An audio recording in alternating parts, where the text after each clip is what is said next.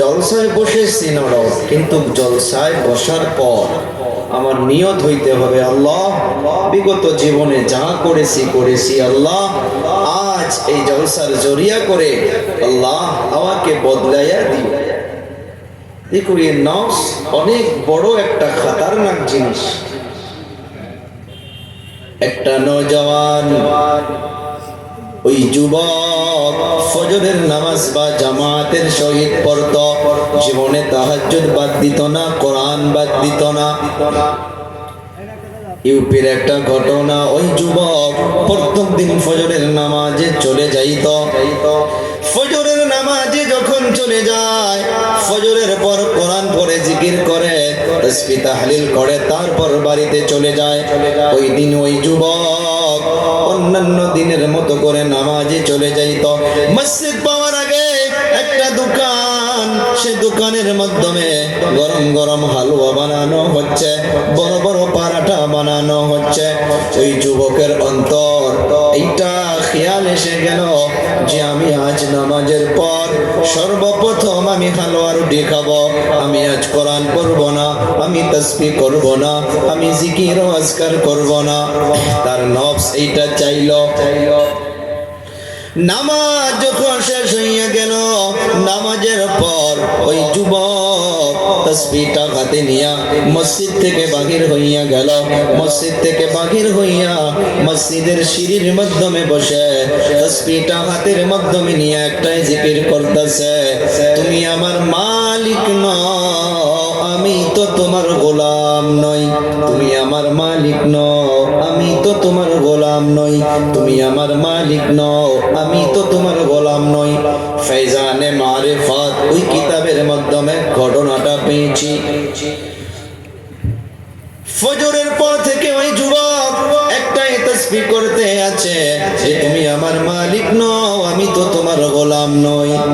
মানুষ থেকে, দূর থেকে মানুষ শুনে শুনে চিন্তায় পড়ে গেল, আরে এই যুবক ঈমানটা নষ্ট করে ফেললো, তার ঈমান কি থাকতে পারে?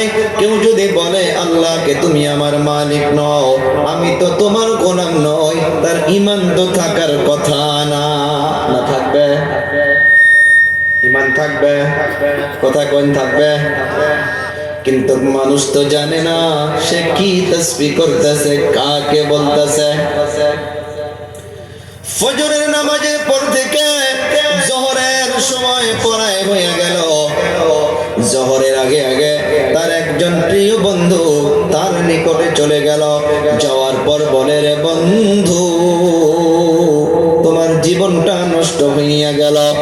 সারা জীবন তুমি তাহাজ্জুদ বাদ দিলা না, তুমি কোরআন তিলাওয়াত বাদ দিলা না, তুমি ফজরের নামাজ বা জামাতের সহিত পড়তা, তুমি নামাজের পর কোরআন তিলাওয়াত করতা, জিকির ও আজকার করতা। আজ তোমার কি হইয়া গেল? তুমি এ তাসবিহ কেন করতেছো রে বন্ধু? তোমার তো ঈমান চলে গেল। তুমি দুইবারের মতো কালেমা পড়ে ঈমান কবুল করে না। কারণ তাসবিহ কি করতেছিল মনে আসেনি আপনাদের? একটাই তাসবিহ, তুমি আমার মালিক নও, আমি তো তোমার গোলাম নই। তখন এই তাসবিহটা হাতে নিয়া বন্ধুকে রিপ্লাই দিল, রে বন্ধু শোন, ফজরের নামাজের পর থেকে এই তাসবিহ করতে আসি, কেউ নাই, একজনও তো আমাকে প্রশ্ন করলো না। সব দূর থেকে সমালোচনা করে যে আমার ঈমান নষ্ট হইয়া গেল, আমি বেঈমান হইয়া গেলাম। ও বন্ধু, তুমি শোনো, আমি কেন এ তাসবিহ করতেছি? অন্যান্য দিনের মতো করিয়া আমি ফজরের নামাজে চলে আসতাম, আমি নামাজের পর কোরআন পড়তাম, জিকির করতাম, তাসবিহ তাহলিল করতাম। আমার অন্তরের মাধ্যমে আজকে খেয়াল এসে গেল, আমি যেন নামাজের পর কোরআন তিলাওয়াত না করি, আমি যেন জিকির ও আজকার না করি, আমি সর্বপ্রথম গিয়া গরম গরম হালুয়া রুটি খাই, তারপর যেন বাড়িতে চলে যাই। ও বন্ধু, তাই আমি তাসবিহটা নিয়া আমি আমার নফসকে বলতেছি, রে নফস, তুই তো আমার মালিক নস, আমি তো তোর গোলাম নই। ওরে নফস, তোর কথা মতো কেন আমি কোরআন তিলাওয়াত বাদ দিব, তোর কথা মতো কেন আমি জিকির ও আজকার বাদ দিব? তুই তো আমার মালিক নস, আমি তো তোর গোলাম নই। কি বুঝলাম? ও আমার কলিজা টুকরা নওজওয়ান বন্ধু, আমার যুবক ভাইরা, আজকে সারা পৃথিবীর মাধ্যমে মানুষ গোলাম হইয়া গেছে নিজের নফসে। একটা কথা খেয়াল করো, ইবলিসকে কিন্তু তার আগে কোনো শয়তান ছিল না? ছিল। তাকে কে বদমাশি করাইলো? তাকে কে শয়তানি করাইলো? আল্লাহ তাআলা বলতেছে যে আমি বনি আদমকে মাটির দ্বারা বানিয়েছি, আমি জিন জাতিকে আগুনের দ্বারা বানিয়েছি, আর আমি ফেরেশতাকে নূরের দ্বারা বানিয়েছি। আল্লাহ সুবহানাহু ওয়া তাআলা ওই ইবলিস যখন ফেরেশতাদেরকে আল্লাহ তাআলা হুকুম করলো বনি আদমকে তুমি তাজিমের সিজদা করো, কারণ ইবলিস এই জমিনে এত ইবাদত করত, আল্লাহ তাআলার পছন্দনীয় হয়ে গিয়েছিল, যার জন্য ইবলিসকে তার মাখলুক থেকে আলাদা করিয়া ফেরেশতাদের সঙ্গে থাকার জন্য ব্যবস্থা করে দিয়েছিল। যখন হুকুমটা ফেরেশতাদের উপরে হলো, ওই হুকুমটা ইবলিসের উপরেও হয়েছিল। ফাসাজাদুল মালাইকা, সব ফেরেশতা তাজিমের আদবের সম্মানের সিজদা করলো, ইল্লা ইবলিস, মগর ইবলিস করলো না, ইবলিস করলো না। আল্লাহ তাআলা প্রশ্ন করলো, ও ইবলিস তুমি কেন আদমকে সিজদা করলা না? জবাবটা শুনুন। ইবলিস তখন রিপ্লাই দিল, গো আল্লাহ, আনা খায়রুম মিন, আনা শব্দর মানা হইতেছে আমি, খাইর শব্দর মানা হইতেছে এইটা ইসমে তাফজিল থেকে নিয়ে আসা হইছে সবার থেকে ভালো। আনা খাইরুম মিনহু, আমি ওর থেকে ভালো, ওর থেকে অর্থাৎ আদম থেকে ভালো। নাউজুবিল্লাহ বলা যাবে না? ইবলিস বলল, আল্লাহ আনা খাইরুম মিন, আমি তো আদম থেকে ভালো। আবার আল্লাহকে যুক্তি দিচ্ছে, দলিল দিচ্ছে আমি কেন ভালো। খালাকতানি মিন নার ওয়া খালাকতাহু মিন তিন। নার শব্দর মানা হইতেছে আগুন, তিন শব্দর মানা হইতেছে মাটি। ও আল্লাহ, আমি ওর থেকে ভালো। কেন ভালো? আমাকে আপনি আগুনের দ্বারা বানিয়েছেন আর আদমকে মাটির দ্বারা বানিয়েছেন। আল্লাহ আপনি নিজেই বলুন, আগুনের পাওয়ার বেশি নাকি মাটির পাওয়ার বেশি? আল্লাহ তাআলা এই সিফতটা পছন্দ করলো না। দুনিয়ার মাধ্যমে লক্ষ্য করে দেখুন আমার আব্বু জানেরা, কোন ডক্টর যদি বলে আমি অমুক ডক্টর থেকে ভালো, কোন হাফিজ যদি বলে আমি অমুক হাফিজ থেকে ভালো, কোন আলিম যদি বলে আমি অমুক আলিম থেকে ভালো, নিজেই নিজেকে ভালো বলে বলা সিফতটা এইটা মানুষের নয়, মানুষের নয়, এটা টাটকা শয়তানের সিফত। কথা কোন ঠিক না বেঠিক? সারা পৃথিবীতে লক্ষ্য করে দেখুন, যে নিজেকে বলবে আমি ভালো, আমি ভালো, আমি ভালো, আল্লাহ তাআলা এই দুনিয়ার মাধ্যমে তাকে বেইজ্জতি মরণের আগে নিশ্চয় মাস্ট বি করাবে। এই সিফতটা আদমের হইতে পারে না, এই সিফতটা মানুষের হইতে পারে না। যার জন্য নবী আমার দোয়া করে গেত, ও দয়াবান আল্লাহ, আমাকে আমার নিজের নজরে ছোট বানাইয়া রাখো আর অন্যের নজরে বড় বানাইয়া রাখো। কেউ যদি নিজেকে সব সময় ছোট বলে মনে করে, আল্লাহর কসমকে বলতে পারি তাকে আল্লাহ নিশ্চয় উঁচা মর্যাদা দান করবে। সুবহানাল্লাহ বলা যাবে না? ও আমার আব্বু জানে না, আমার নওজওয়ান যুবক, নফসের কথা বললাম রে বাবা, নফসের সাথে জিহাদ করতে হবে। জিহাদের নাম তলোয়ার নিয়ে মারপিট করা নয়। ওয়াল্লাযীনা জাহাদু ফীনা লানাহদিয়ান্নাহুম সুবুলানা আই তুরুকানা। কেউ যদি আল্লাহকে পাওয়ার জন্য মুজাহাদা করে, কোশিশ করে, এই মুজাহাদাটা সর্বপ্রথম নিজের নফসের সাথে হইতে হবে। মরার আগে মরতে হবে, অর্থাৎ নফসকে মারতে হবে। এই নফস যেটা চায় সেটা দেওয়া যাবে না। আল্লাহকে পাওয়ার জন্য মুজাহাদা করতে হবে, মেহনত করতে হবে। কেউ যদি আল্লাহকে পাওয়ার জন্য মেহনত করে, মুজাহাদা করে, আল্লাহ তাআলা বলল লানাহদিয়ান্নাহুম সুবুলানা আই তুরুকানা। আল্লাহ তাআলা জানিয়ে দিল একটা রাস্তা নয়, কেউ যদি আমাকে পাওয়ার জন্য মেহনত করে আমি তার জন্য অনেকগুলো রাস্তা খুলে দিব। সুবহানাল্লাহ। পারিতে গিয়া কম নাকি? আরো জোরে বলা যাইতো না সুবহানাল্লাহ? আও বাবারা, বন্ধুরা, এই নফসকে কন্ট্রোল করতে গেলে অনেকগুলো জিনিসকে মানতে হবে রে বাবা। যে বিষয় নিয়ে আমি আজকে আলোচনা করব, ওই বিষয়টা অনেক মারাত্মক একটা বিষয় হইয়া গেছে সারা পৃথিবীর মানুষ জাতির মাধ্যমে রে বাবা।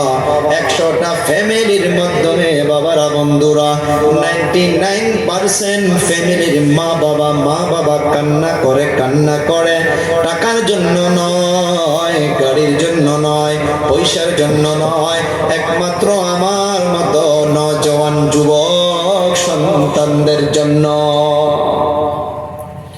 খেয়াল করবেন, লক্ষ্য করবেন।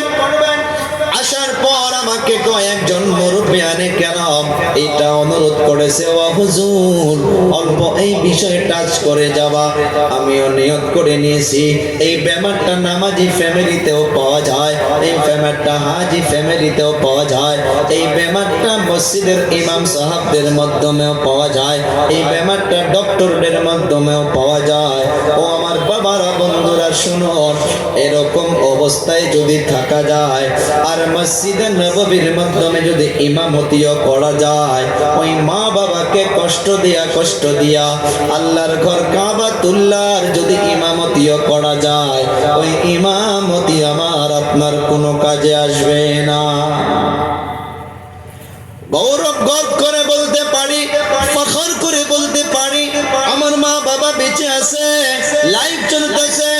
মা বাবা বাড়িতে দেখুন মোবাইল নিয়ে বসে আছে রে বাবারা, বন্ধুরা।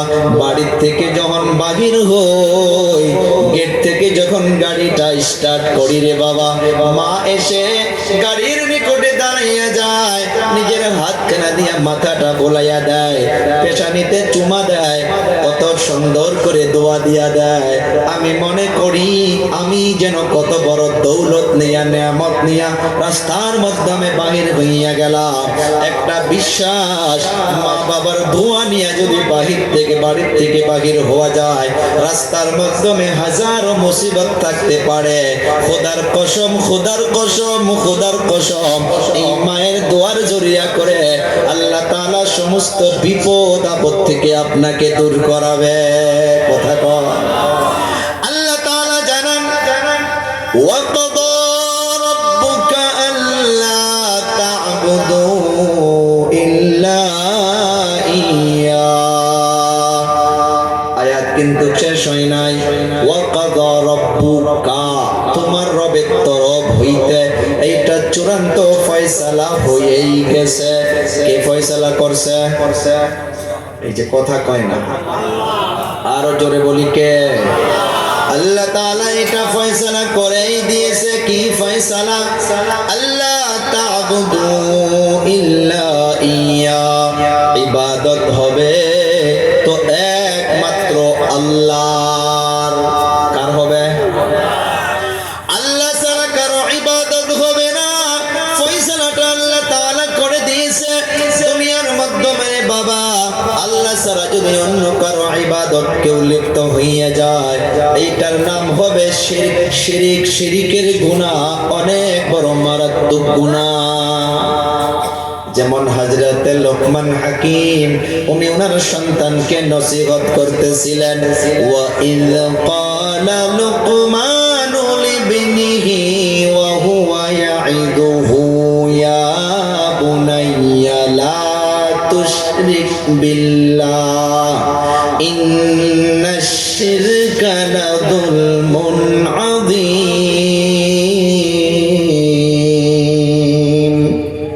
হযরতে লোকমান বলেছিল, ও আমার আদরের সন্তান, আমার মোহাব্বতের ছেলে, আল্লাহর সাথে কাউকে শিরিক করিও না, কারণ শিরিক হইতেছে অনেক বড় একটা মারাত্মক গুনাহ। আল্লাহ তাআলা জানান সমস্ত গুনাহ আল্লাহ তাআলা মাফ করতে পারে, যেমন করে আল্লাহ কোরআনে কারীমের মাধ্যমে জানাইয়া দিয়েছেন, ইন্নাল্লাহা লা ইয়াগফিরু আন ইউশরাকা বিহি ওয়া ইয়াগফিরু মা দুনা যালিকা লিমান ইয়াশা। নিশ্চয় আল্লাহ তাআলা চাইলে সব গুনাহ কথা মাফ করে দিতে পারে, কিন্তু শিরকের গুনাহ আল্লাহ তাআলা মাফ করবে না। তওবা ছাড়া যদি শিরক করতে করতে কেউ দুনিয়া থেকে বিদায় হয়ে যায়, তার জন্য ঠিকানা হবে আল্লাহর জাহান্নাম। ওয়া মান ইউশরিক বিল্লাহি ফাকাদ হারামাল্লাহু আলাইহিল জান্নাহ।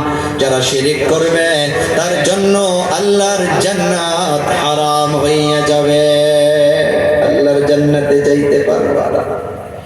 সেই জন্য মন আল্লাহ রাব্বুল আলামিন বলেন, শোনো শোনো শোনো, আল্লাহ তা'বুদু ইল্লা ইয়্যাহ। তোমার রবের তরফ থেকে এটা চূড়ান্ত ফয়সালা হয়েই গেছে যে ইবাদত হবে তো একমাত্র আল্লাহর। এখন চলি, লম্বা বিশ্লেষণ করা যাবে না, একই আয়াত এখনো শেষ হয় নাই। এক নাম্বার বিধান আল্লাহ জানাইলেন যে ইবাদত হবে তো আল্লাহর, ইবাদত হবে তো আল্লাহর, আল্লাহ ব্যতীত অন্য কারো ইবাদত হবে না। এতটুকু বলার পরে পরে এই আয়াতের ভিতরে আল্লাহ তাআলা জানিয়ে দেন, ওয়া বিল ওয়ালিদাইনি ইহসানা। ওরে বান্দা, আল্লাহকে একত্ববাদী মানার পর, আল্লাহর ইবাদতের পর, আল্লাহর হুকুম মানার পর আমি আল্লাহ তাআলা জানিয়ে দিলাম, তোমরা তোমার মা বাবার সঙ্গে ইহসান করো, মা বাবার সঙ্গে ভালো ব্যবহার করো, মা বাবার খেদমত করো। অর্ডারটা কে দিল? আরো জোরে বলি, কে দিল? আল্লাহ তাআলা জানাইয়া দিল, মা বাবার সঙ্গে ইহসান করে যুবক, মা বাবার খেদমত করো। একটা জবাব দিবেন, আল্লাহর হুকুম মানা কি গো?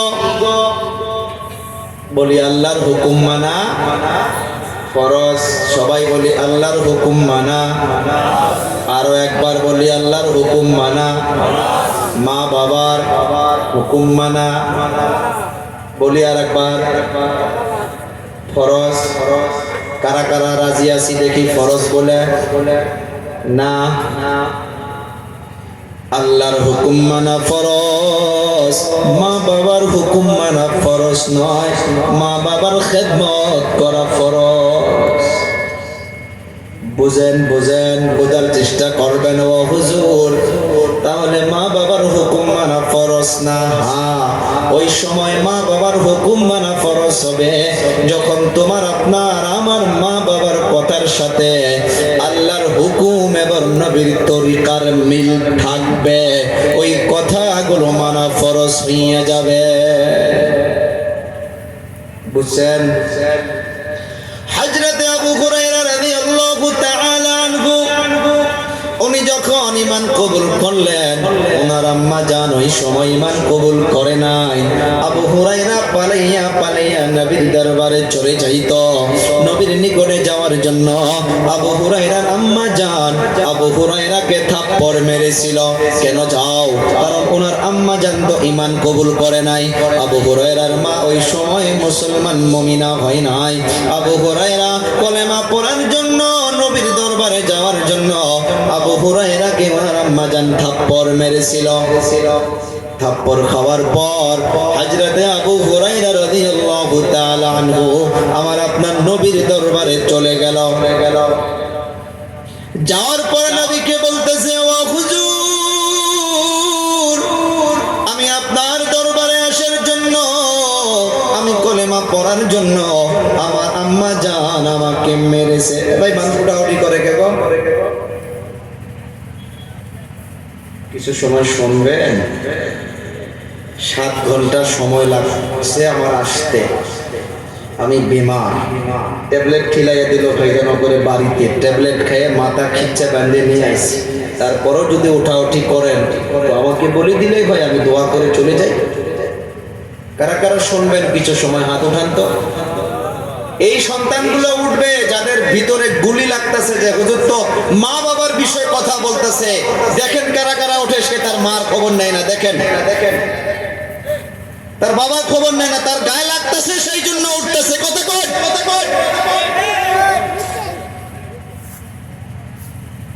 আমি কি কারো চিনি এখানে? শোনেন, কোরআন দিয়ে বলতেছি ভাই, আমলে আসি। আমি তো মুসাফির, কষ্ট পাইতেছি মাথায় কথা বলতে। আল্লাহ সাক্ষী, আল্লাহ দেখতেছে, আল্লাহ বেহতার জানে। আমি তো বলতে পারতাম যে না আমার শরীর অসুস্থ। গাড়ির মধ্যে 2টা কম্বল গায়ে দিয়ে আইছি আপনাদের জন্য। দেখুন গাড়ি ওনার বাড়িতে আছে। এই যে ভাইজান ট্যাবলেট এনে দিল, এখন বাড়িতে বসে খাইলাম। উঠাউঠি করেন না যেন, অল্প সময় আমি শেষ দেব জলদি। আবু হুরায়রা রাদিয়াল্লাহু তাআলা আনহু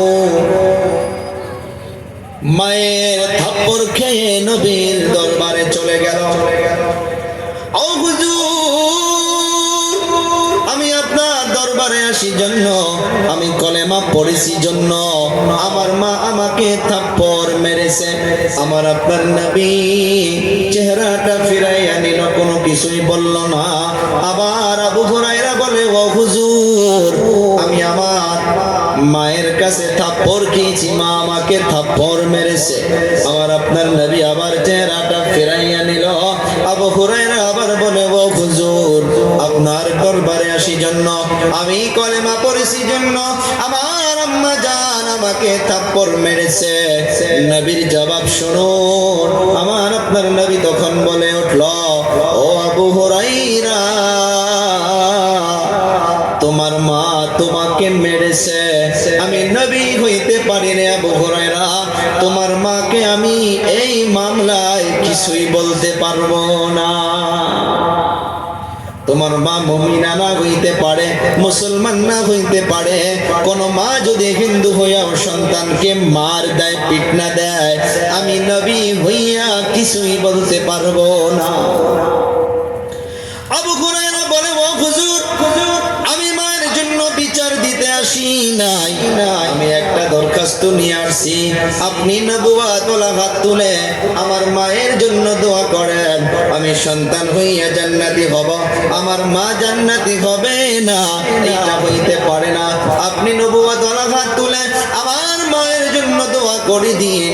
আল্লাহর নবী হাত উঠাইল, আবু হুরায়রার আম্মা জানের জন্য হাত উঠাইল। আবু হুরায়রা পাগলের মতো দৌড়ায়, বাড়ির দিকে দৌড়ায়। একজন সাহাবী পিছন দিক দিয়া ধরল, রে আবু হুরায়রা, তুমি কোথায় যাও? বলে, রে ভাই, আমাকে ছাড়, আমি বাড়িতে গিয়া দেখতে চাই। আমি আবু হুরায়রা আগে গিয়া বাড়ি পাই না, আমার নবীর দোয়া আগে গিয়া বাড়ি পাই। সুবহানাল্লাহ বলা যাইতো না? আবু হুরায়রা দৌড়ায়, যাওয়ার পর দেখে মায়ের ঘরের দরজা বন্ধ, ভিতরে পানির শব্দ পাওয়া যায়, পানির আওয়াজ পাওয়া যায়। আবু হুরায়রা ডাক দিল, ও আম্মা জান। আবু হুরায়রার আম্মা জান বলে, রে সন্তান, অল্প দাঁড়া, বাহিরে বসে যা, আমি গোসল করতেছি। রে আবু হুরায়রা, আমার গোসল যখন হইয়া যাবে, গোসল হয়ে যাওয়ার পর আমাকে সঙ্গে নিয়ে চলো তোমার নবীর দরবারে, আমি কলেমা পড়ে মুসলমান হয়ে যাব। এর দ্বারা কি বোঝাইতে চাচ্ছি আমি, যদি মা বাবার কথা সব শোনাই ফরজ হইতো, আবু হুরায়রা জীবনে মুসলমান হইতে পারত না। কথাটা বুঝে আসছে? কিন্তু ওয়া সাহিবহুমা ফিদ দুনিয়া মারুফা, মা বাবা যদি মুসলমান না হয়েও থাকেন সন্তান, তুমি দুনিয়াবী জিন্দেগির মাধ্যমে তোমার মা বাবার সাথে ভালো আচরণ করতে হবে। আল্লাহ তাআলা জানিয়ে দিলেন, ওয়াবিল ওয়ালিদাইনি ইহসানা ইম্মা ইয়াবলুগান্না ইনদাকাল কিবারা আহাদুহুমা আও কিলাহুমা ফালা তাকুল লাহুমা উফফিন ওয়ালা তানহারহুমা وقل لهما قولا كريما। আল্লাহ তাআলা বলেন, ইম্মা ইয়াবলুগান্না ইনদাকাল কিবারা আহাদুহুমা আও কিলাহুমা, বুঝবেন আল্লাহ তাআলা সন্তানকে বলল, রে সন্তান, তোমার মা বাবার মাধ্যমে, মা হোক অথবা বাবা বা দুজনে যখন বুড়া অবস্থায় চলে যায়, বয়সস্থ অবস্থায় চলে যায়, মা বাবা 40 বছর 45 বছর যখন পার হইয়া যায়, সন্তানকে উল্টা পাল্টা বলতে পারে, এমনি গুসা করতে পারে, নাই অন্যায় বলতে পারে। আল্লাহ তাআলা সতর্ক করে দিল, ও সন্তান, আমি আল্লাহ তাআলা তোমাদিগকে জানিয়ে দিলাম, তোমার মা বাবা যদি না জেনে না বুঝে এমনি যদি তোমাকে ধমক মারে, এমনি যদি তোমার উপরে গুসা করে, এমনি যদি না অন্যায় করে, নাই অন্যায় যদি বাড়ির মাধ্যমে বকাবকি করে, উল্টা সিধা বলা বলি করে, তুমি যে সন্তান, তোমাকে আমি আল্লাহ তাআলা সতর্ক করে দিলাম, তুমি তোমার মা বাবার সঙ্গে ও শব্দটা বলবা না, আহ শব্দটা বলবা না। তুমি তোমার মা বাবাকে এইটা কথাও বলবা না যে আমার আব্বা এমনি চিল্লায়। সন্তান বলে না নাই? এমনি বলে বেকার বাবা চিল্লায়, বাবা আজকে বেকার হলো রে সন্তান, খবরদার খবরদার, আব্বাকে মাকে কখনো বেকার বলে বলা যাবে না। বচপনকে মনে করি, ছোট্টবেলায় যখন বাল্যকালে রে বাবা মায়ের কোলের মাধ্যমে চড়ে চড়ে চড়ে চড়ে বাবার কোলের মাধ্যমে বসে বসে একটা করে কথা 50 বার পর্যন্ত জিজ্ঞাসা করতাম। একটা কাউয়া এসে গাছের মাধ্যমে বসে থাকতো, বাবাকে বারবার জিজ্ঞাসা করতো, আব্বু জান এটা কি? আব্বা বলতো এটা কাউয়া। কাউয়া তো চিনি। আবার বলে, আব্বু জানে এটা কি? বলে কাউয়া। কোন বাবা 10-12 যদি রিপ্লাই দেয়, সন্তান যতবার জিজ্ঞাসা করে বাবা ততই মজা পায়। দেখো আমার সন্তান কথা বলতেছে, খুশি হইতো না নাই? এর সন্তান মনে করো ওই 4 বছর 3 বছর 5 বছরের মাধ্যমে রে বাবা বাবার কোলের মাধ্যমে বসে বসে, মায়ের কোলের মাধ্যমে বসে বসে একটা করে কথা 10-10 বার করে জিজ্ঞাসা করতাম, 20-20 বার করে জিজ্ঞাসা করতাম। যতবার জিজ্ঞাসা করতাম মা বাবা খুশি হইয়া রিপ্লাই দিত। মা বাবা তো একবারও বলে নাই রে সন্তান চুপ হইয়া যা, কেন বারবার একটা কথা জিজ্ঞাসা করস? করছে কি কোনো মা বাবা? বলে নাই, একবারের জন্য বলে নাই। কিন্তু কিছু বছর যাওয়ার পর, 40-50-60 বছর দুনিয়া চলে যাওয়ার পর, ওই বাবা যখন বিছনায় পড়ে যাইত, ওই মা যখন বিছনায় পড়ে যাইত, মা চক্ষু দিয়ে দেখতে পারে না, বাবা কান দিয়ে ভালো করে শুনতে পারে না। কেউ যদি চলে আসতো, মা প্রশ্ন করতো, রে সন্তান কে এসেছে রে বাবা? বলে অমুক গ্রাম থেকে জেঠা আব্বু এসেছে, অমুক গ্রাম থেকে ভাইজান এসেছে। 1 মিনিট পর ভুলে যাইতো, আবার জিজ্ঞাসা করতো, রে বাবা কে এসেছে?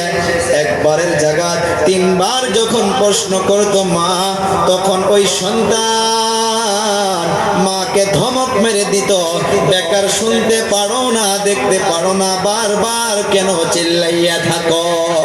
বলে না নাই? বাবারে চিন্তা করো যে মা 10 বার নয়, 20 বার নয়, 1000 বার যদি সন্তান হইয়া ওই ছোটবেলায় কোলে বসে বসে যদি প্রশ্ন করতাম, চকলেট দিয়া দিয়া কত মজা করে করে মা বাবা আমাকে আপনাকে রিপ্লাই দিয়া দিত। আরে সন্তান, বোঝার চেষ্টা করো রে বাবা, মা বাবা কত বড় জিনিস। আমার আপনার নবী সাহাবা কেরামদেরকে নিয়ে বলতো, আমার সাহাবীরা রে, জীবনে আল্লাহ আমাকে সব নিয়ামত দিয়েছে, একটা নিয়ামত দেয় নাই। সাহাবা কেরাম অবাক হইয়া গেল, ও আল্লাহর নবী, ইয়া রাসূলুল্লাহ, ইয়া হাবিবাল্লাহ, কোন নিয়ামত আল্লাহ আপনাকে দেয় নাই? অবাক হওয়ারই কথা। আল্লাহর নবী বলল, রে সাহাবী শুনো, তোমরা জীবনে একবার হলেও বাবাকে বাবা বলে ডাকতে পেরেছ? আমি নবী আমার জীবনে একবারও আব্বাকে আব্বা বলে ডাকতে পারি নাই। পারছে গো? একবারের জন্য পারে নাই। আরে ওই নবী আমার যখন মায়ের পেটের ভিতরে 2 মাস হযরতে আব্দুল্লাহ নতুন বিবাহ করার পর তিজারতের জন্য, বিজনেসের জন্য চলে গিয়েছিল, মা আমেনা তাকাইয়া তাকাইয়া স্বামীকে দেখে দেখে বিদায় করে দিত। মা আমেনাও জানতো না যে আমার স্বামী আর ফিরে আসবে না। আমেনা ওইটাও স্বপ্নের মাধ্যমে ভাবে নাই, কিতাবের মাধ্যমে লিখেছে। দুররে ইতিম একটা কিতাব, লেখকগুলো হয়তো ওলামায়ে দেওবন্দ নয়, অন্য কেউ লিখেছে, কিন্তু এত মজা পাওয়া যায়, পরে পরে পরে পরে 10 বার পড়লেও অন্তরটা চায় যে আরো পড়ি। ওই কিতাবটা পড়ার পর মানুষ কান্না না করে থাকতে পারে না। ওই কিতাবের মাধ্যমে লিখেছে, মা আমেনা হযরতে আব্দুল্লাহকে হাত যখন এরকম ভাবে ছেড়ে বিদায় করে দিল, হযরতে আব্দুল্লাহ বিজনেসের জন্য রওনা হইয়া গেল। স্বামীকে দেখে দেখে তাকাইয়া আছে। মা আমেনা যখন দূরে সরে গেল, নজর আসে না। মা আমেনা খেজুর গাছের উপরে উঠাইয়া তাকাইয়া তাকাইয়া স্বামীকে দূর থেকে দেখে দেখে বিদায় দিচ্ছে। আমার আপনার নবী মা আমেনার গর্ভের মাধ্যমে 2 মাস, এই 2 মাসের অবস্থায় থাকার সময় হযরতে আব্দুল্লাহর সাথে যেগুলো তিজারতে গিয়েছিল, সময় যখন হইয়া গেল, সব ফিরে ফিরে আসতেছে। হযরতে আমেনা স্বামীর জন্য সাজন কাসন করে করে রাস্তার দিকে তাকাইয়া তাকাইয়া থাকতো। অন্য সাথীগুলো এসে গিয়েছে। মা আমেনা প্রশ্ন করে যে আমার স্বামী কই? কেউ তো বলে না। ইন্তজার করতে করতে করতে করতে একজন বলে যে আব্দুল্লাহ জ্বর হইয়া ওই জায়গার মাধ্যমে দুনিয়া থেকে বিদায় হইয়া গেছে। মা আমেনা টেনশন, পেটের মাধ্যমে 2 মাস আমার আপনার নবী, ওই সময় স্বামী দুনিয়া থেকে বিদায় হইয়া গেল। সেই জন্য বলা হচ্ছে নবী আমার 2 মাসের মাধ্যমে মায়ের পেটে থাকা অবস্থায় বাবা হারায়তি।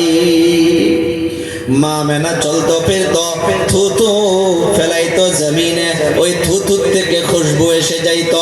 হযরতে আব্দুল মুত্তালিব আমার আপনার নবীর দাদুজানকে কে গিয়া বলল যে আপনার বৌমার তো স্বামী নাই, আপনার সন্তান তো দুনিয়া থেকে বিদায় হয়ে গেছে, আপনার বৌমা কেন সেন্ট ব্যবহার করে, কেন আতর ব্যবহার করে? স্বামী না থাকা একজন মহিলা কেমন করে আতর ব্যবহার করতে পারে, কেমন করে খুশবু ব্যবহার করতে পারে? হযরতে আব্দুল মুত্তালিব মা আমেনাকে ডাকলো, বৌমা এদিকে আসো, কোন বাজার থেকে তুমি আতর কিনে আনছো? মা আমেনা বলে, আব্বু জান জীবনে বাজারে যাই নাই, কোনো আতর তো আমি ব্যবহার করি নাই, আমি নিজেই নিজেকে আমি কিছুগুলো বস্তু অবাক হয়ে যাইতেছি। আপনি প্রমাণ করেন আব্বুজান, আমি অল্প সাইডে থুতু পেলাই, ওই থুতুর থেকে মুশকে আম্বার থেকে বেশি খুশবু বাহির হয়। মা মেনা বলতেছে যে আমি পাথরওয়ালা জমিনে হাঁটাফিটা করতাম, চলাফেরা করতাম, আমার পায়ের নিচে পাথরগুলো এমন লাগতো যেন আমি তুলার বিছনার মাধ্যমে হাঁটাহাঁটি করতেছি। মা আমেনা আমার আপনার নবীকে পেটের মাধ্যমে নিয়ে কুয়ার মাধ্যমে পানি তুলতে যাইত। পানি অনেক দূরে। আল্লাহ তাআলা জিবরিলকে ডাক দিয়া বলতো, রে জিবরাইল যা যা যা চলে যা, ওই পানি অনেক নিচে রয়েছে, আমার বন্ধুর আম্মাজান নিচ থেকে পানি উঠাইতে কষ্ট পাবে, যা ওই পানিকে উপরে তুলে ধর। আর আমার বন্ধুর মা বাটি দিয়া, ছোট বালতি দিয়া যেমন করে নদীর থেকে মানুষ পানি উঠায়, তেমন করে যেন কুয়া থেকে পানি উঠাইতে পারে। আমি বলতেছিলাম ওই নবী 2 মাসের মাধ্যমে বাবা ঘরে এতিম হইয়া গেল। যখন 6 বছর বয়স হইয়া গিয়েছিল রে বাবা, মক্কাতুল মুকাররমায় ছোট ছোট বাচ্চাগুলো খেলাধুলা করত। মা আমেনা আমার আপনার নবীকে ওই খেলার ময়দানে যাইতে দিত। আমার আপনার নবী খেলতো না, সাইডে বসে বসে বাচ্চাদের খেলা দেখত। একদিনের ঘটনা, আসর পার হইয়া মাগরিবের সময় পড়া এসে গেল। ওই অবস্থায় 15-20 জন বাচ্চা ছিল। সব ছেলেদের বাবা এসে এসে এসে এসে সবাইকে নাম ধরে ধরে ডাকে আর হাত ধরে ধরে বাড়িতে নিয়ে যায়। এমন করতে করতে, একটা দুটা করতে করতে সব বাচ্চাদেরকে বাবা এসে এসে নিয়ে গেল। আমার আপনার নবী একা একা থাকলো। এদিকে মা আমেনা ইন্তজার করে আছে, আমার সন্তান মুহাম্মদ কেন বাড়িতে আসে না। মা আমেনা সন্তানের তালাশে বাহির হইল। যাইতে যাইতে একজনকে প্রশ্ন করে, বলো আমার ছেলে কি কেউ দেখেছো নাকি? বলে আপনার সন্তানকে তো চিনি না, কিন্তু ওই ময়দানের সাইডে একটা বাচ্চা মনটা মলিন করিয়া চোখের পানি ছেড়ে দিয়ে দিয়ে বসে কান্না করতেছে।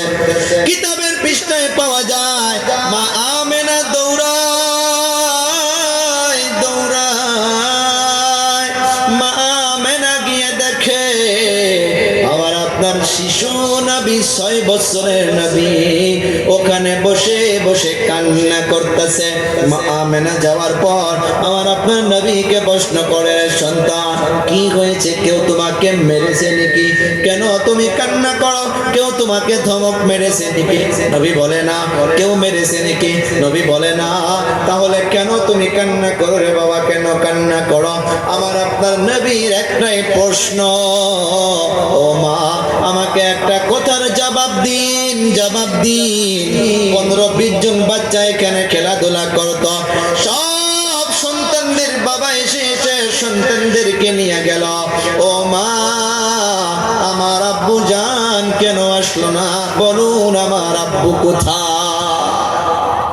আর এই প্রশ্নটা করার সাথে সাথে মা আমেনাও জল করে চোখের জল ছেড়ে দিল।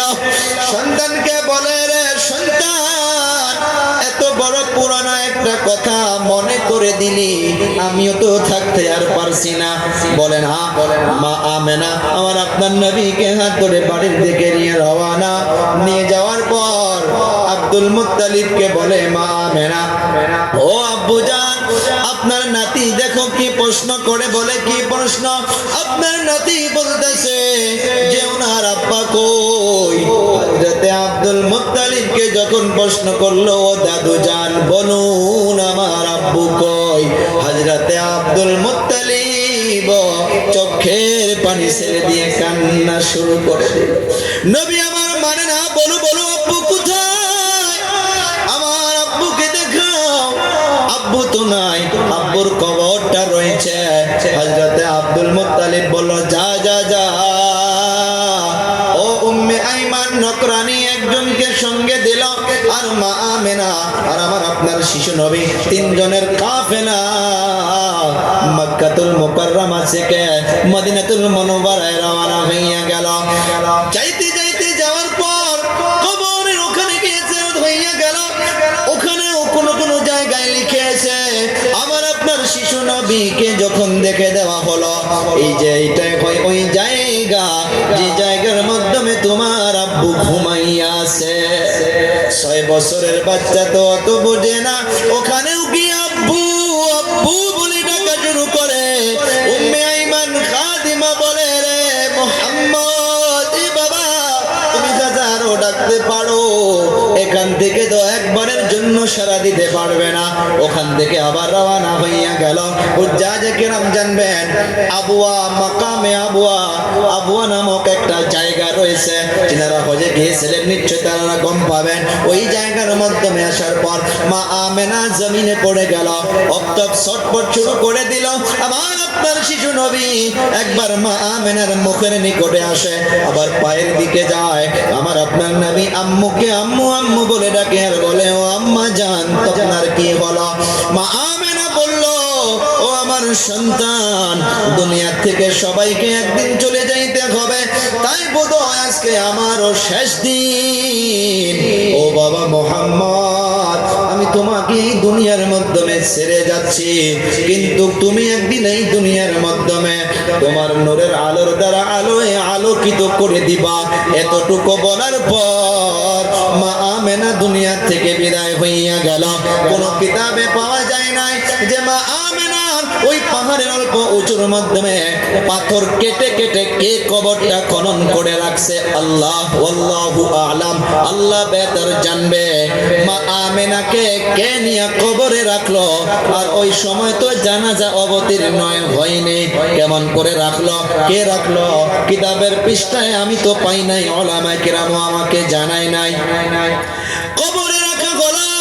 উম্মে আইমান খাদিমা দেখে শিশু নবী মুহাম্মদ নাই, নাম ধরে ধরে ডাকে, এ বাবা মুহাম্মদ তুমি কোথায়?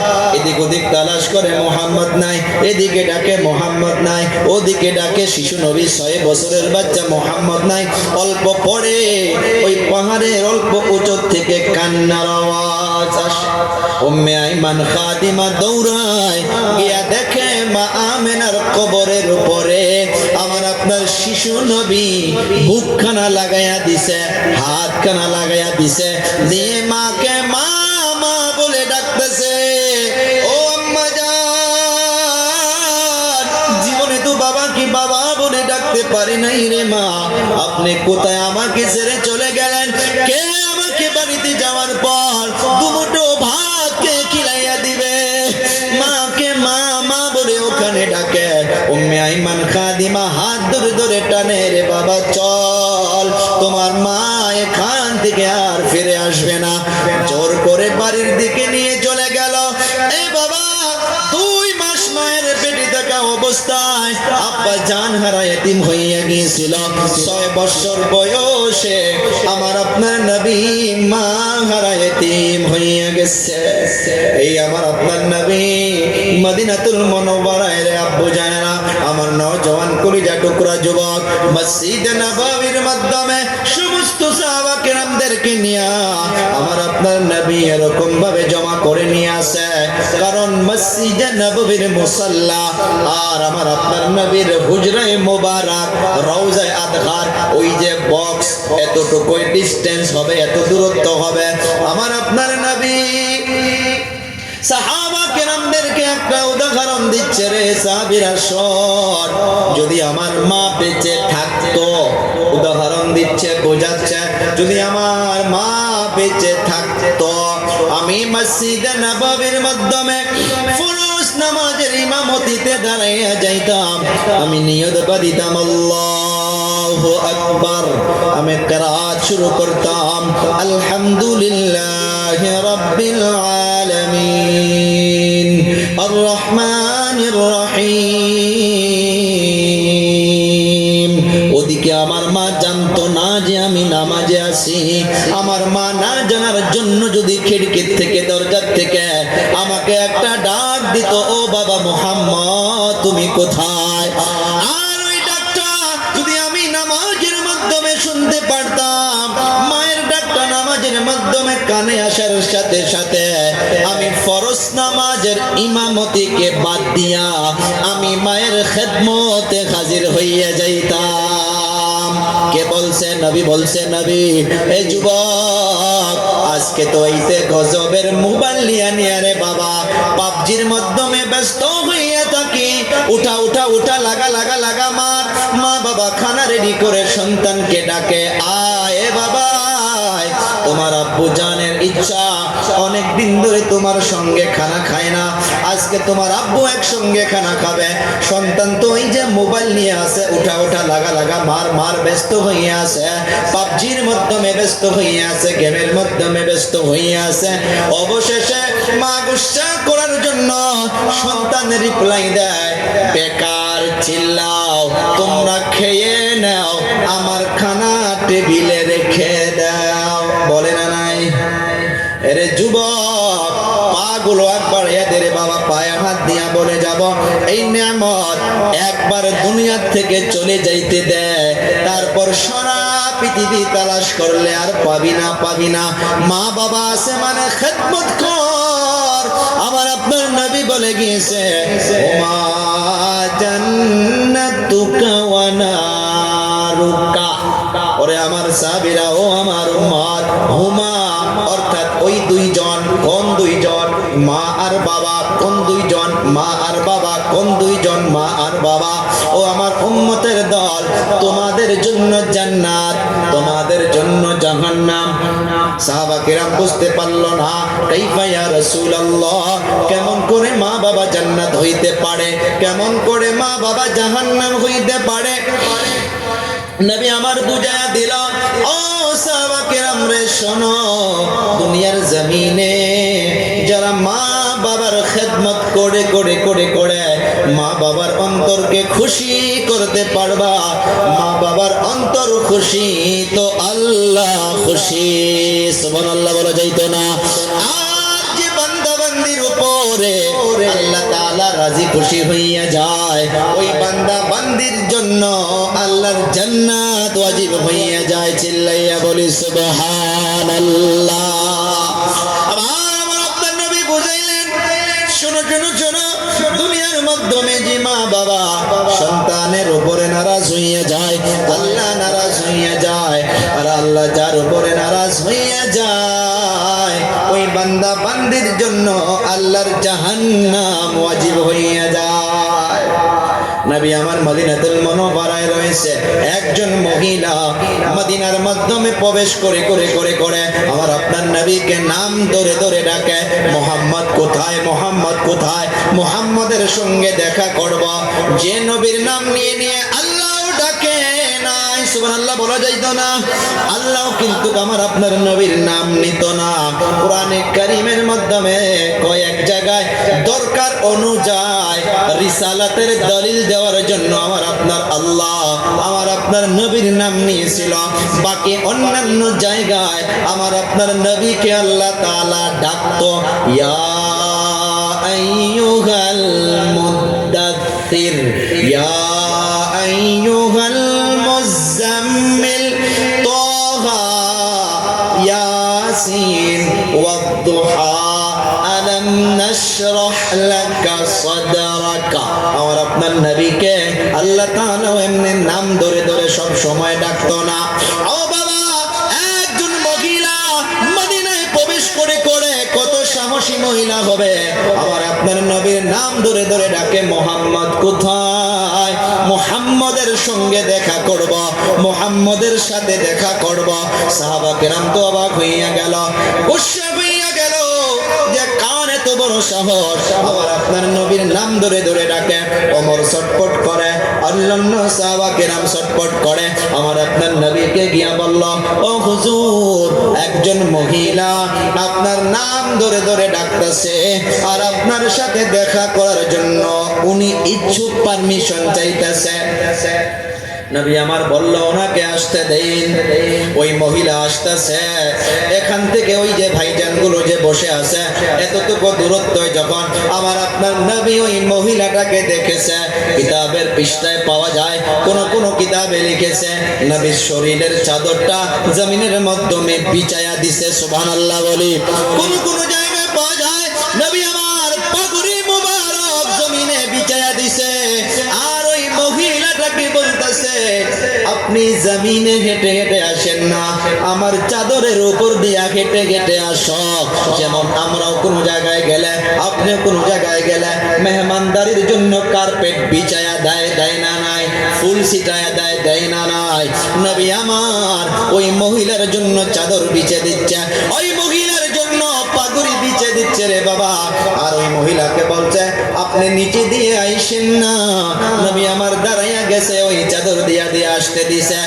আসার পর বসতে দিল, সাহাবা কিরাম অবাক হইয়া গেল। একজন আর একজনকে বলে কি ঘটনা, কোন এই মহিলাটা? সাহাবা কিরাম তো চিনতে পারে নাই। নবী আমার বসতে দিল। তারপর বাইতুল মাল থেকে আর অন্যান্য জায়গা থেকে নবীকে আসার পর ওই মহিলাটা কি যেন কানে কানে বলেছিল। আমার আপনার নবী অনেকগুলো বস্তু বাহিনীর সামান রেডি করে ওই মহিলাটাকে দিয়া দিল। আর ওই মহিলার সাওয়ারির উপরে কোনো সাহাবীকে দেয় নাই যে এই বস্তুগুলো ওই মহিলার সাওয়ারির পিঠের মাধ্যমে তুলে দাও। কিতাবে পাওয়া যায় আমার আপনার নবী ওই সামানগুলো নিজেই তুলে দিত। সুবহানাল্লাহ বলা যাবে, নিজেই তুলে দিত। আর ওই মহিলাটা যাওয়ার জন্য যখন প্রস্তুত হইয়া গেল, আমার আপনার নবী এমনি বসে যায় নাই, আমার আপনার নবী তাকাইয়া তাকাইয়া দেখতে আছে ওই মহিলা যতদূর পর্যন্ত নজরের থেকে গায়েব হয়ে যায় নাই। যখন চলে গেল সাহাবা কিরাম প্রশ্ন করলো, ইয়া রাসূলুল্লাহ, ইয়া হাবিবাল্লাহ, কে ছিল গো এই মহিলাটা যার জন্য আপনি এত কিছু করলেন, যার জন্য চাদর বিছায়া দিলেন, যার জন্য আপনি ওনাকে ওয়েলকাম স্বাগতম জানাইলেন? নবী আমার চোখের পানি ছেড়ে দিয়া বলে, রে সাহাবীরা শোন, এইটা কোনো অন্য মহিলা নয়, এইটা হইতেছে আমার আম্মা জান দুধমা হালিমাতুস সাদিয়া। সুবহানাল্লাহ বলা যাবে। নবী আমার মেসেজ দিয়ে দিল, ও সাহাবীরা রে দেখো, আমি দুধ শুধু পান করেছিলাম, আমি যদি আমার দুধমা হালিমাতুস সাদিয়াকে এত সম্মান করতে পারি, এত মর্যাদা দিতে পারি, তাহলে যে মা 10 মাস 10 দিন কষ্ট করে পেটের মাধ্যমে রাখবে, ওই মাকে কত শ্রদ্ধা কত সম্মান দিতে হবে। ওই হালিমাতুস সাদিয়া জান্নাতুল বাকিতে যখন প্রবেশ করবেন, মদিনাতুল মুনাওয়ারায় জান্নাতুল বাকিতে গেট দিয়ে ঢোকার পর লেফটের মাধ্যমে আস্তে আস্তে অল্প দূর আসার পর হালিমাতুস সাদিয়ার কবর মুবারক রয়েছে। যে জান্নাতুল বাকিতে প্রবেশ যদি আল্লাহ তাআলা করায়, দোয়া করি আল্লাহ যেন সবার নসিবে হজ্জে বাইতুল্লাহ আল্লাহ পাক নসিব করে, জোরে বলি আমিন। জান্নাতুল বাকিতে যখন যাবেন, বেশিরভাগ হাজিগুলো ওই জান্নাতুল বাকিতে একটা এমন একটা খুশবু পায়, এমন একটা ঘ্রাণ পায়, এমন একটা পারফিউমের খুশবু পায় যেটা সারা পৃথিবীতে কেউ বোধহয় এমন করে বানায় নাই। আমি নিজে পেয়েছিলাম জান্নাতুল বাকিতে যখন প্রবেশ করলাম। আমার বন্ধু ছিল আব্দুল খালেক মন্ডল সাহেব, একসঙ্গে যখন প্রবেশ করলাম জান্নাতুল বাকিতে, আমিও এরকম করে দাঁড়াইয়া গেছি, উনিও দাঁড়াইয়া গেছে। আমি বললাম কি হয়েছে, বলে খুশবু। উনিও বলল খুশবু, এত সুন্দর খুশবু, নাকে দিয়ে যাওয়ার পর এমন লাগলো অল বডিটা ফ্রেশ হইয়া গেল। ওই জায়গার মাধ্যমে সাহাবা কেরাম তারা ঘুমায় আছে, ওই জন্য ওই জায়গার মাধ্যমে খুশবু আর খুশবু। ও আমার বাবারা, বন্ধুরা, দুনিয়ার মাধ্যমে নবী আমার জানাইয়া দিল যে মাকে খেদমত করো, বাবার খেদমত করো। একজন যুবকের ঘটনা, রৌদ্রে বেলা দুপুর বেলা বাড়ির মাধ্যমে কাজ করতেছে, মা জান বারবার ডাকে, রে সন্তান, দুপুর বেলা অনেক রোদ, বিকাল হইলে কাম করি, এখন অল্প রেস্ট করো, বসে যাও।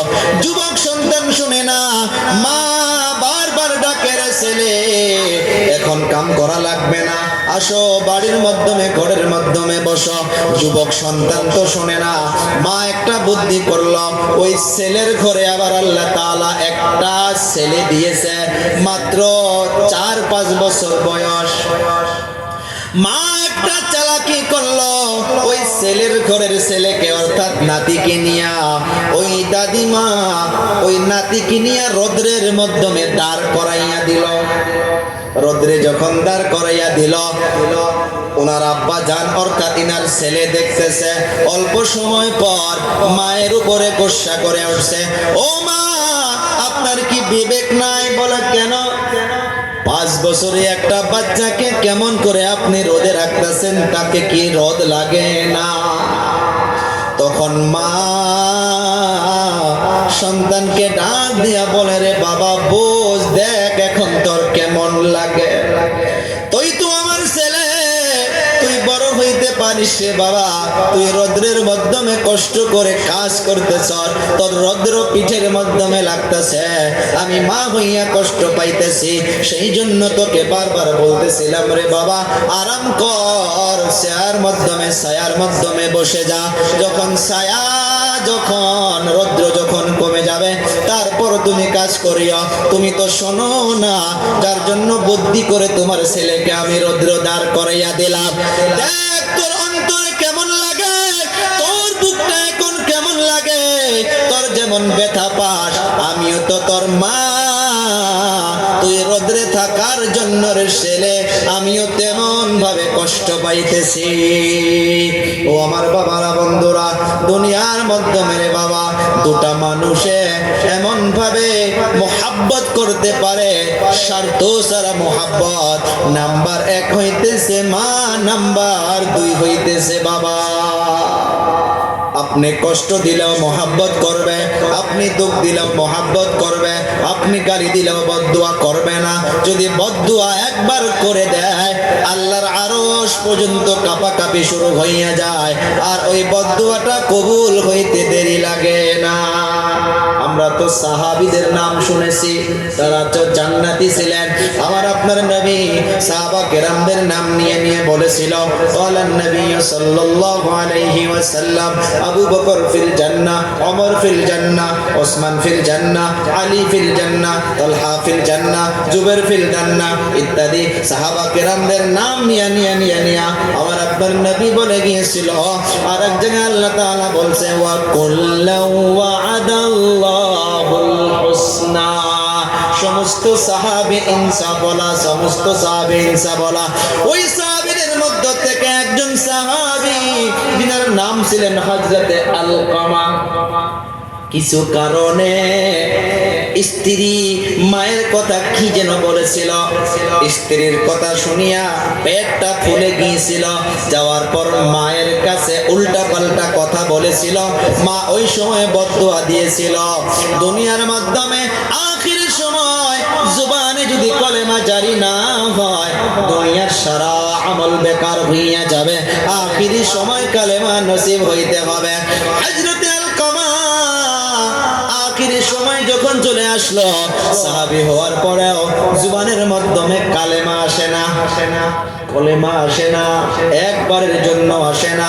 সাহাবা কিরাম নবীর দরবারে চলে গেল, ইয়া রাসূলুল্লাহ, ইয়া হাবিবাল্লাহ, আপনার সাহাবী হযরতে আলকামার জুবানের মাধ্যমে কলেমা আসে না। বলে ওনার আম্মা জান আছে না? নাই।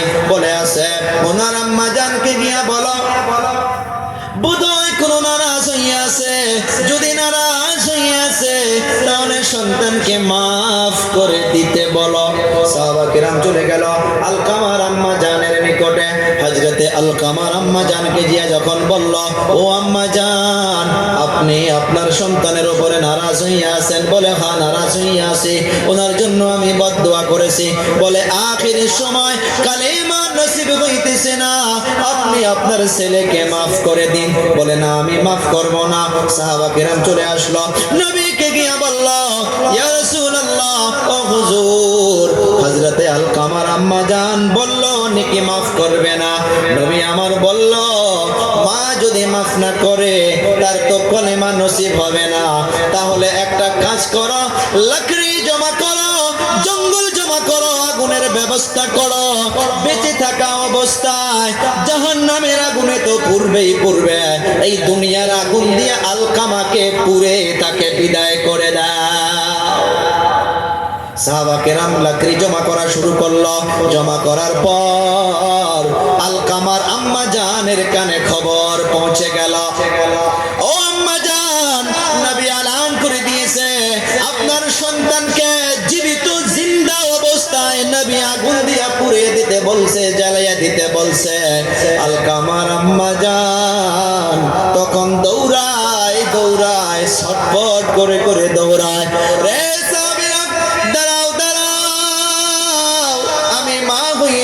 কেমন করে আমার সন্তানকে এই আগুন দিয়া তোমরা পুড়ে দিবা আমি দেখতে থাকতে পারবো? আমি মা হইয়া দেখে থাকতে পারবো না। নবীকে গিয়া বলল, ও হুজুর, আলকামার মা আগুন জ্বালানোর জন্য বাধা করতেছে, উনি মা হইয়া নাকি দেখে থাকতে পারবে না। এ সাহাবী, আলকামার মাকে গিয়া বলো, দুনিয়ার তো সামান্য আগুন, জাহান্নামের আগুন তো এর থেকে কোটি কোটি গুণ বেশি হবে। দুনিয়াতে যদি মাফ না করে দেয়, আলকামা নিশ্চয় জাহান্নামের আগুনে জ্বলবে। আলকামার আম্মা জান তখন সন্তানকে মাফ করে দেয়।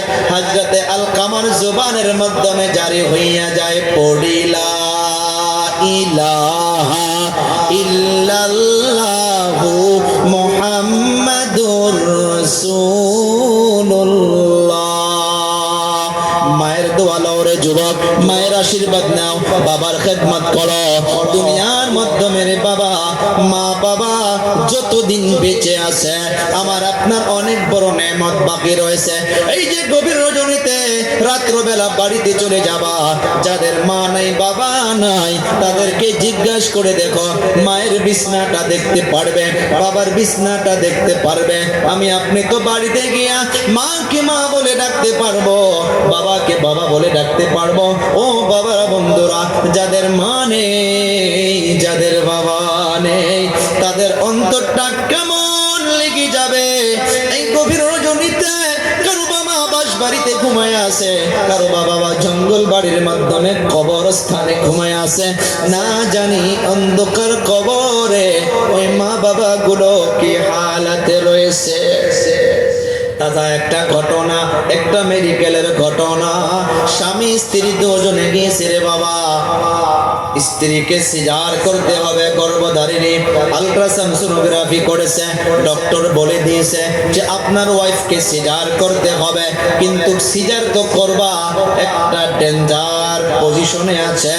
ডক্টর বলতেছে সিজার করতে গেলে দুজনের একজনকে বাঁচাইতে হবে, হইলে পেটের বাচ্চাকে বাঁচাইতে হবে, মৃত মাকে বাঁচাইতে হবে, দুজনকে বাঁচানো মুশকিল হবে।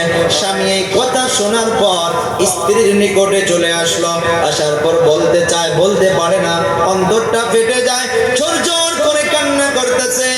স্ত্রী প্রশ্ন করে, ও পায়ের স্বামী গো, কি হয়েছে, কেন কান্না করো? বলতে পারে না, জোর করে তখন বলার জন্য বাধ্য করাইল।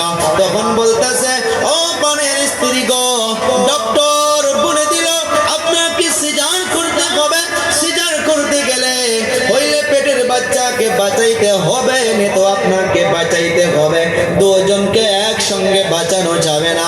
আমি কি রিপ্লাই দিব, আমি তো টেনশনে পড়ে আছি। তখন স্ত্রী ঠাস করে স্বামীর হাতটা ধরে সুন্দর করে বলে, ও পারেন স্বামী গো, আপনার হাতে হাত ধরে মায়ের মোহাব্বতকে ত্যাগ করেছি, বাবার মোহাব্বতকে ত্যাগ করেছি। এই 3-4 বছর যে একসঙ্গে ছিলাম, ও পারেন স্বামী গো, যত কষ্ট দিয়েছি, দুঃখ দিয়েছি, আমাকে অন্তর থেকে মাফ করে দিন। আর যান, দেরি কইরেন না, দেরি কইরেন না, ডক্টরকে গিয়া বলে দাও আমি মা হইয়া মরার জন্য প্রস্তুত আছি, সিজার করে নিয়ে যাতে আমার পেটের সন্তানকে বাঁচানো হয়। স্বামী যাইতে চায় না, স্ত্রী অবশেষে ধাক্কা মেরে পাঠাইয়া দিয়া বলে, যাও, দেরি দেরি কইরেন না, দেরি করলে আমার পেটের বাচ্চা মরে যাইতে পারে। আমি মা হইয়া মরার জন্য প্রস্তুত আছি, আমার পেটের সন্তানের যেন কিছু না হয়।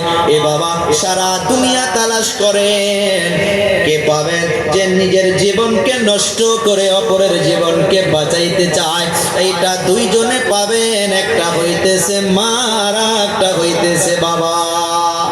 যান গুয়াহাটি মেডিকেলে চলে যান, কত সন্তান অক্সিজেনে রাখা হয়েছে, কত সন্তান কেমন ভাবে সিরিয়াস অবস্থায় আছে।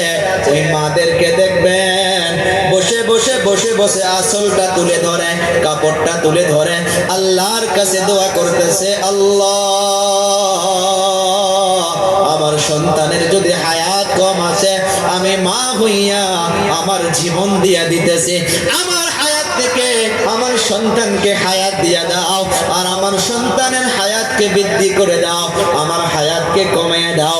কেউ পাবেন না, কেউ পাবেন না, কেউ পাবেন না, কেউ পাবেন না যে নিজের জীবনকে নষ্ট করে অপরের জীবনকে বাঁচাইতে চাই রে বাবা। আমি আবার বলি, দুটা মানুষে পাবেন, মা আর বাবা। সময় থাকবে না, সময় চলে যাবে রে বাবারা। বন্ধুরা, এই মা বাবার জন্য আমি আপনি কি করি? দুনিয়ার মাধ্যমে এই দোয়াটাও তো করতে পারি না, পড়ি রব্বির হামহুমা কামা রব্বায়ানি সগীরা, রব্বির হামহুমা কামা রব্বায়ানি সগীরা। ও আল্লাহ, আমার মা বাবা বচপনে বাল্যকালে ছোটবেলায় আমাকে যেমন করে লালিত পালিত করেছে রে আল্লাহ, অন্ধকার কবরে আপনার রহমতের ফারিস্তার দ্বারা আমার মা বাবাকে লালিত পালিত করো। প্রত্যেকদিন মা বাবার জন্য দোয়া করো, মা বাবার জন্য ইসালে সওয়াব করো। এমন কাজ করে যাও, এই যে মা বাবা চলে যাওয়ার পর দুটা করে জানোয়ার জবাই করে মানুষকে খেলানো, এইটা শরীয়ত বলে না। আল্লাহর নবী বলে গিয়েছেন, মা বাবার জন্য ইসালে সওয়াব করো। একটা কল পুঁতে দাও, মসজিদের কাজ চলতেছে, ওখানে 5টা ইটা লাগাইয়া দাও, একটা মুসাল্লার জায়গা করে দাও, 1 ফুটো জমিনের ব্যবস্থা করে দাও, 1 ব্যাগ সিমেন্ট কিনে দাও।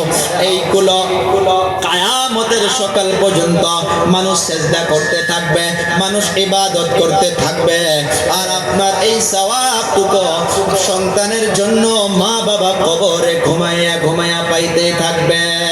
আল্লাহর নবীর জামানায়, সাহাবা কেরামদের জামানায় কুয়া করে দেওয়া হইতো, মানুষ পানি খাইতো।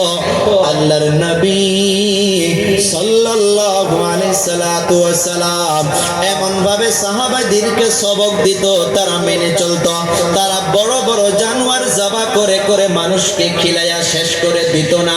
আমাদের অনেক বড় একটা খারাপ অভ্যাস হইয়া গেছে, মানুষের নামে পড়াশোনা করে করে 40 দিনে, 10 দিনে, 20 দিনে ওলামা কেরামদেরকেও ডাক দেয়, ওলামা কেরামরাও হাত ডুবে ডুবে খায়, কেউ কিছুই বলে না। আছে না নাই? এ বাবারা, বন্ধুরা, খারাপ পাইলে উপায় নাই, মাফ করবেন, মাফ করবেন। আল্লাহর নবী তো সেটা বলে নাই। মায়ের জন্য একটা কুয়া খুদে দাও, যারা পানি খাবে সওয়াব পাবে। মসজিদের কাজ চলতেছে, মায়ের জন্য 1 গাড়ি ইটা কিনে দাও। আল্লাহর কসম, মানুষ আমি আপনি চলে যাব, আনেওয়ালা নসল আসবে, ওই মসজিদের মাধ্যমে সেজদায় পড়ে পড়ে সুবহানা রাব্বিয়াল আলা পড়বে, নামাজিও সওয়াব পালে, আর যে দেনেওয়ালা সেও সওয়াব পাবে, যার নিয়তে দিয়েছে সেও কবরে ঘুমাইয়া ঘুমাইয়া সওয়াব পাবে। ও বাবারা, বন্ধুরা, 10টা মিনিট ওই মা দরদি, বাবা দরদি রে বাবা, আপনাদের মসজিদের কাজ চলতেছে, অনেকগুলো বস্তুর প্রয়োজন, যদি আপনারা সারা দেন, এই মসজিদটা আল্লাহর ঘর আপনাদের জরিয়া করে পূরণ হয়ে যাবে। আমি বলি না 10,000 দাও, আমি বলি না 5,000 দাও, অন্তর থেকে যদি 1টা টাকাও দেওয়া যায়, ওই 1 টাকার মাধ্যমে যদি ইখলাস ও লিল্লাহিয়াত থাকে, ওই 1 টাকার জরিয়া করে আল্লাহ তাআলা হয়তো আমার আপনার দুনিয়া ও আখিরাত কামিয়াব করে দিতে পারে। পারে না নাই গো? আমার আপনার নবী মসজিদে নববীর ওখানে সাহাবা কেরামদেরকে এলান করেছিল, কেউ আছো নাকি মসজিদে নববীর কাজ করবা, মসজিদে নববীকে বড় করবা, জমিনের প্রয়োজন, কে যদি অল্প জায়গার ব্যবস্থা করে দাও। নবী আমার বলল, আমি তার জন্য জিম্মেদারি নিয়া আল্লাহর জান্নাতে জায়গার ব্যবস্থা করে দিব। সুবহানাল্লাহ বলা যাবে না? হযরতে ওসমান ঠাস করে আঙ্গুলে উঠাইল, ইয়া রাসূলুল্লাহ, আমি ওই জায়গাটুকু মসজিদের নামে ওয়াকফা করে দিলাম। আমার আপনার নবী বলল, রে ওসমান, শুনে রাখ, জেনে রাখ, কিয়ামত যখন কায়েম হয়ে যাবে, আমি নবী দায়িত্ব নিলাম, আমি তোমার জন্য আল্লাহর জান্নাতে জায়গার ব্যবস্থা করে দেব।